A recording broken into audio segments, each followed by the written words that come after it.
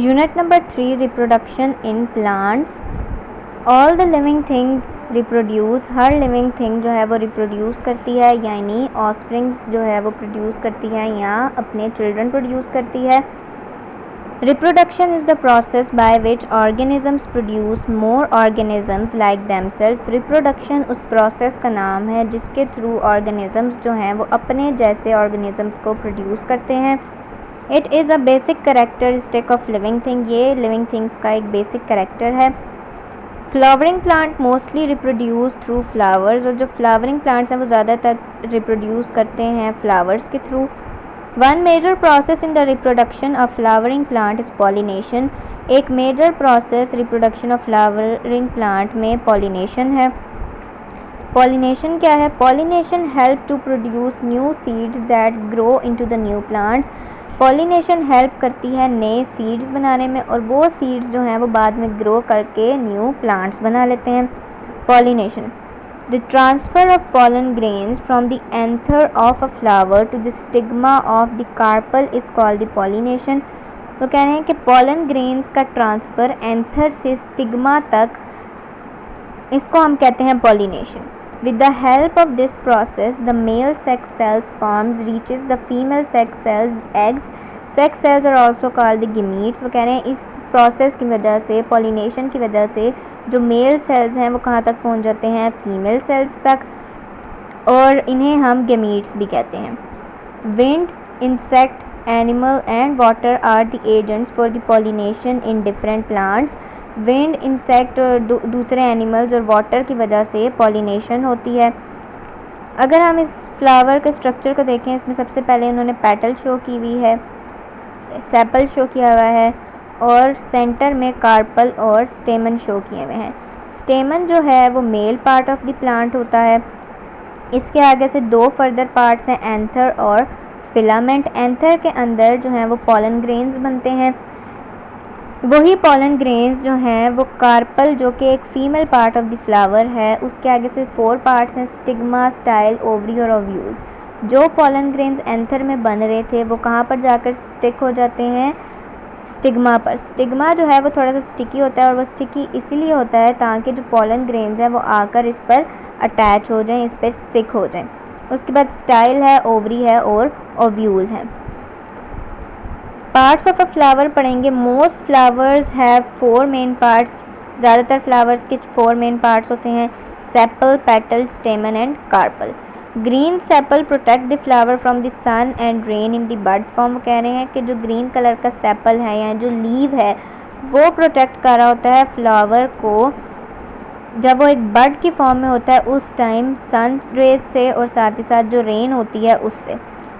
The coloured pattern attract the insects and other animals for the pollination of the flower। वो कह रहे हैं कि जो कलर्ड पेटल्स हैं, जो कलर्ड जो पत्तियां हैं फूल की, वो क्यों कलर्ड होती हैं? ताकि वो डिफरेंट इंसेक्ट्स को और दूसरे एनिमल्स को अट्रैक्ट कर सके अपनी तरफ, और उसके थ्रू वो पॉलिनेशन कर सके। Stamens are the male parts of a flower.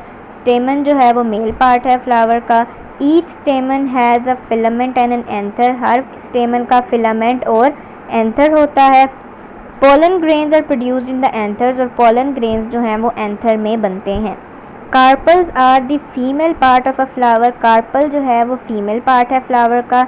Each carpel has a sticky stigma, a style and an ovary. वो कह रहे हैं कि हर कार्पल का स्टिग्मा होता है जो कि एक स्टिकी होता है, स्टाइल है और ओवरी है। Ovules are present in the ovary, और जो ओव्यूल्स हैं वो ओवरी के अंदर प्रेजेंट हैं।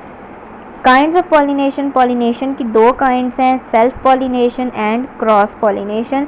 The transfer of pollen grains from the anther to the stigma of the same flower और another flower on the same plant is called the self pollination.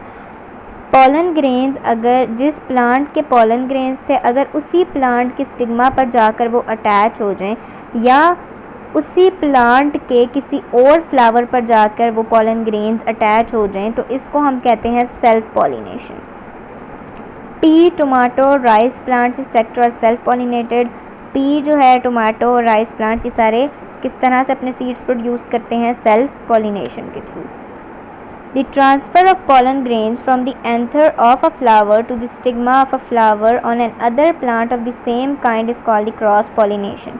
वो कह रहे हैं अगर तो जो pollen grains हैं वो ट्रांसफ़र हों किसी और प्लांट पर, लेकिन वो प्लांट जो है वो उसी काइंड का होना चाहिए, तो इसको हम कहते हैं cross pollination. Popular willow, apple, papaya trees etcetera are cross pollinated plants. वो कह रहे हैं कि ये जो एप्पल, पपाया ट्री और विलो ट्री हैं ये सारे क्रॉस पॉलिनेशन के थ्रू सीड्स प्रोड्यूस करते हैं। For cross pollination the plant must grow flowers at the same time. वो कह रहे हैं कि क्रॉस पॉलिनेशन के लिए प्लांट्स के लिए ये बात ज़रूरी है कि वो फ्लावर्स को सेम टाइम पर प्रोड्यूस करें, उन्हें मस्ट ग्रो करें। Cross pollination usually happen in plants near each other. Cross pollination ज़्यादातर उन प्लांट्स के अंदर होती है जो एक दूसरे के करीब हों। Cross pollination produces stronger plants as compare to the self pollination.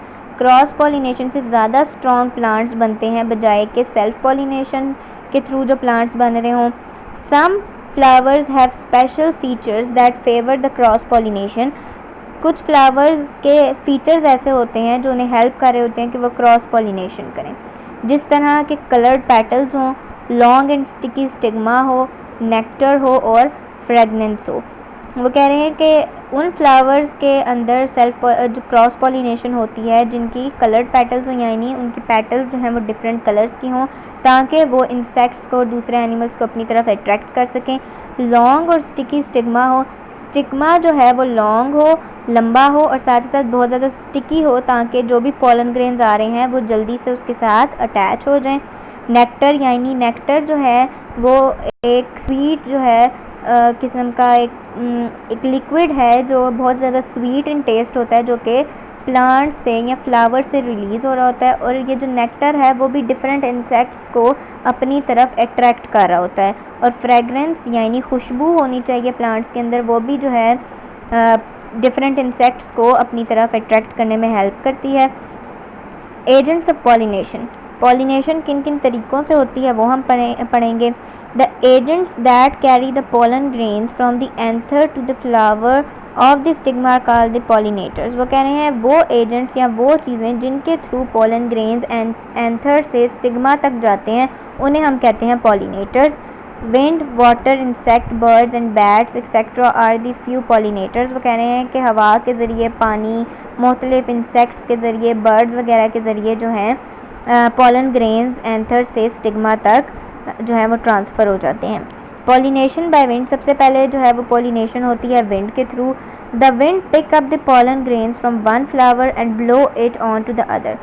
जब बहुत तेज़ हवा चलती है तो पोलन ग्रेन्स एक फ्लावर से वो पिक करती है और जाकर उन्हें दूसरे फ्लावर्स के ऊपर जो है वो ब्लो कर देती है।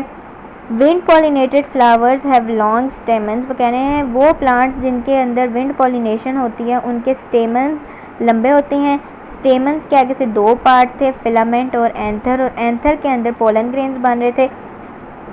एंड कार्पल्स, ठीक है, वो कह रहे हैं और कार्पल्स जो थे उनके आगे से 4 पार्ट्स थे, स्टिग्मा, स्टाइल, ओवरी और ओव्यूल। वो कह रहे हैं कि विंड पॉलिनेटेड फ्लावर के अंदर स्टेमन और कार्पल लंबे होते हैं। स्टेमन के थ्रू जो है वो पोलन ग्रेन्स निकल देंगे और जाके जो स्टिग्मा ऑफ द कार्पल है उस पर जाकर अटैच हो जाएंगे। इसलिए ज़रूरी है कि जब विंड पॉलिनेशन हो रही है तो उसके लिए स्टिग्मा और जो हमारे पास स्टेमन हैं वो लंबे हों। Most grasses depend upon the wind for their pollination. ज़्यादातर जो ग्रासेस हैं वो विंड पॉलिनेशन पर डिपेंड कर रहे होते हैं। पॉलिनेशन बाय एनिमल्स, एनिमल्स के थ्रू भी पॉलिनेशन हो रही होती है। Insects and some other animals can also transfer the pollen grains when they move from one flower to the other.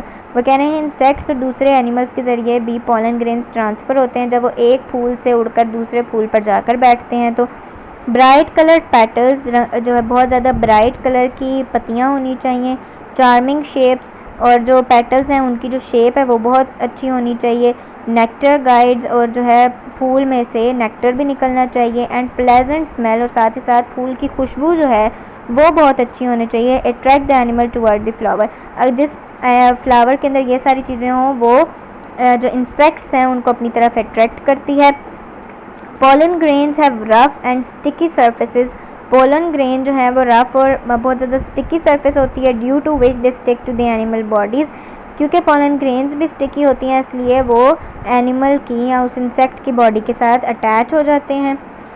Pollination by water, water के थ्रू भी pollination होती है। Pollination by water is not common but a few plant release there pollen grains into the water. वो कह रहे हैं कि water के ज़रिए जो पॉलिनेशन है वो बहुत ज़्यादा कॉमन नहीं है, ठीक है। कुछ प्लांट्स ऐसे हैं जो अपने पॉलन ग्रेन्स को वाटर के अंदर रिलीज़ करते हैं। The pollen grains move slowly along the water currents and reach the other aquatic plant. और जो पॉलन ग्रेन्स हैं वो जब वाटर फ्लो करता है तो उसके साथ साथ फ्लो करते जाते हैं और किसी भी जो एक्वाटिक प्लांट है उस पर जाकर अटैच